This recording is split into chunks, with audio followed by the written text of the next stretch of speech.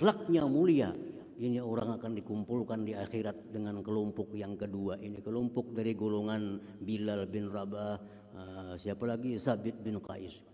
Walaupun fisiknya jelek, tapi akhlaknya sangat dicintai.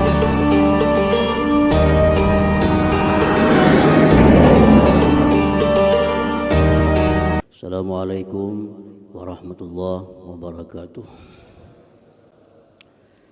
Alhamdulillah wa syukrulillah ala ni'matillah, ni'mati maulidi rasulillah sallallahu alaihi wasallam. Asyhadu an la ilaha illallah wahdahu la syarikalah wa asyhadu anna sayyidana Muhammadan abduhu wa rasuluhu wa la nabiyya ba'dah. Allahumma salli wa sallim wa barik ala sayyidina Muhammadin khairil bariyah wa ala alihi wa ashabihi wa dzurriyyatihi wa atba'ihi ila yaumil qiyamah. Amma ba'du. Yang kita hormati, kita muliakan dan kita cintai para habaib dan para ulama. Yang kita hormati Bapak Bupati Hulu Sungai Tengah, yang kita hormati Bapak Wakil Bupati Hulu Sungai Tengah, yang kita hormati seluruh pejabat di lingkungan pemerintah Kabupaten Hulu Sungai Tengah, yang kita hormati para pengasuh pondok pesantren dan pengasuh panti yatim se-Hulu Sungai Tengah, para tokoh masyarakat, hadirin hadirat yang dimuliakan Allah. Pertama-tama kita bersyukur kehadirat Allah Subhanahu wa Ta'ala, yang mana dengan taufik dan hidayah serta inayahnya kita pada malam ini dapat berkumpul bersama-sama di kediaman Bupati Hulu Sungai Tengah dalam rangka memperingati hari lahirnya junjungan kita Nabi besar Muhammad sallallahu alaihi wasallam. Kita berharap, berdoa kepada Allah Subhanahu wa Ta'ala agar apa yang kita laksanakan ini mendapat ridha dan ganjaran yang besar di sisi Allah Subhanahu wa Ta'ala. Amin ya rabbal alamin. Kenapa kita berharap acara Maulid Nabi ini mendapat ridha Allah, ganjaran yang besar di sisi Allah? Karena para ulama besar dunia seperti Al-Imam Ibnu Hajar Al-Asqalani dari kalangan ulama Syafi'iyah, Al-Imam Syekhul Islam Ibnu Taimiyah dari kalangan mazhab Hambali, Al-Imam Ibnu Abidin dari tokoh ulama mazhab Hanafi, dari Imam Muhammad Ibnul Hajj Al-Maliki, kalangan ulama Maliki, dan para tokoh ulama dunia lainnya mengatakan bahwa peringatan Maulid Nabi sallallahu alaihi wasallam yang dilakukan oleh kaum muslimin itu merupakan bid'atun mahmudah yurja li fa'ilihi thawabun azim li ta'zimihi bin Nabi sallallahu alaihi wasallam. Mereka itu berkata bahwa memperingati hari kelahiran Nabi sallallahu alaihi wasallam itu merupakan perkara yang baru, yang sejalan dengan sunnah Rasul, dan diharapkan orang yang memperbuatnya ganjaran yang besar di sisi Allah Subhanahu wa Ta'ala karena membesarkannya dia, memuliakannya dia terhadap Rasulullah sallallahu alaihi wasallam. Kemudian salawat salam atas junjungan kita Nabi besar Muhammad sallallahu alaihi wasallam dan seluruh keluarga, para sahabat, zurriyat dan pengikut beliau ila yaumil qiyamah. Hadirin hadirat yang dimuliakan Allah. Rasulullah sallallahu alaihi wasallam bersabda dalam sebuah hadis, "Innama bu'itstu li utammima makarimal akhlaq." Rawahu jam'un minal muhadditsin. Artinya hanya saja aku diutus oleh Allah untuk menyempurnakan budi pekerti yang baik.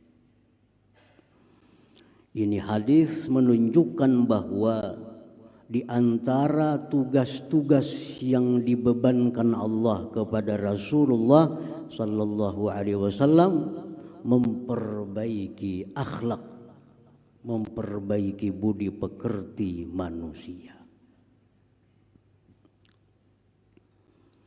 Seperti marah.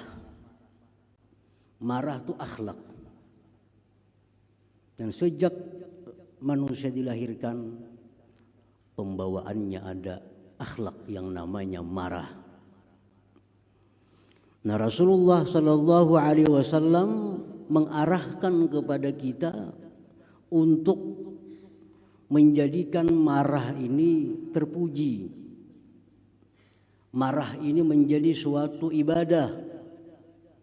Maka beliau mengarahkan, kalau orang itu marah, maka hendaknya dia marah fillah, marah di jalan Allah Subhanahu wa ta'ala.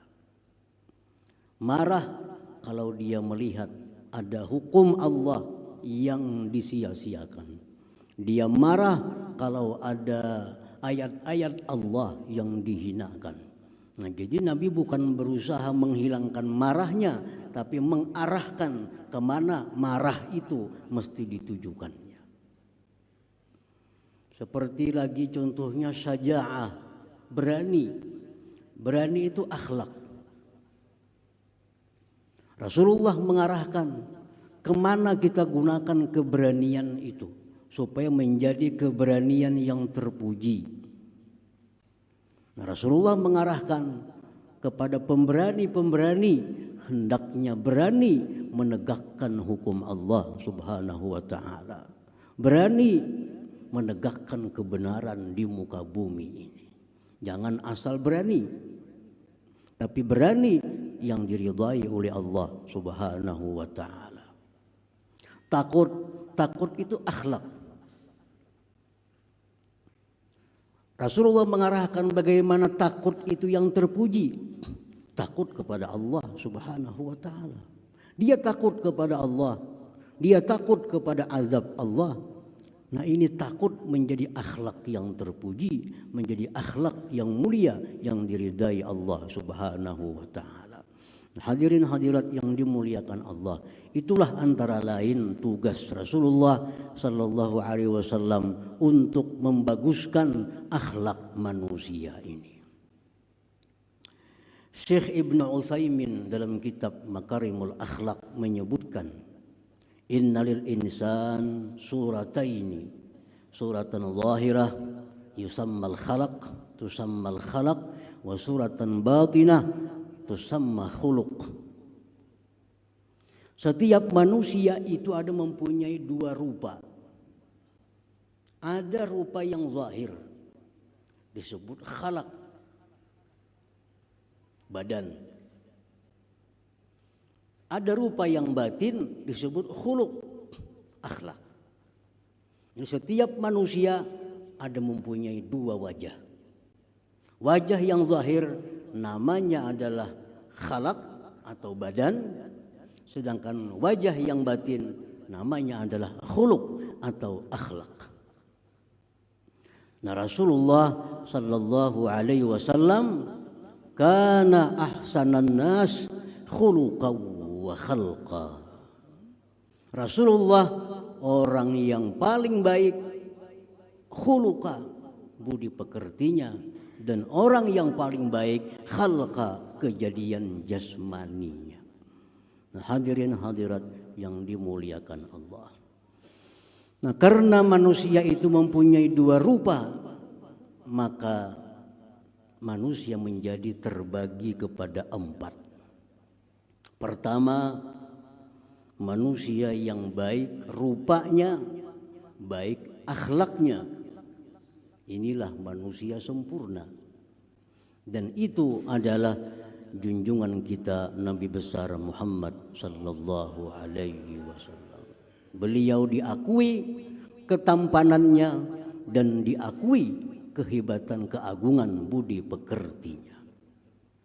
Yang kedua, ada orang yang jelek rupanya tapi indah akhlaknya. Ini golongan yang kedua. Orangnya jelek tapi akhlaknya mulia. Siapa ini? Di antara sahabat Nabi ada yang bernama Thabit bin Qais. Nah, Thabit bin Qais ini ujar istrinya Habibah binti Sahal di hadapan Rasulullah SAW. Wahai Rasulullah, suami ulun itu kalau akhlak kada ada celaknya. Rupa batinnya tidak ada celaknya. Tetapi rupa zahirnya, kalau terkumpulan sahabat-sahabat tuh laki ulun tuh paling hirang. Laki ulun tuh paling indik. Laki ulun tuh paling gak ada bungas. Dan ulun hendak cerai lawan laki ulun itu.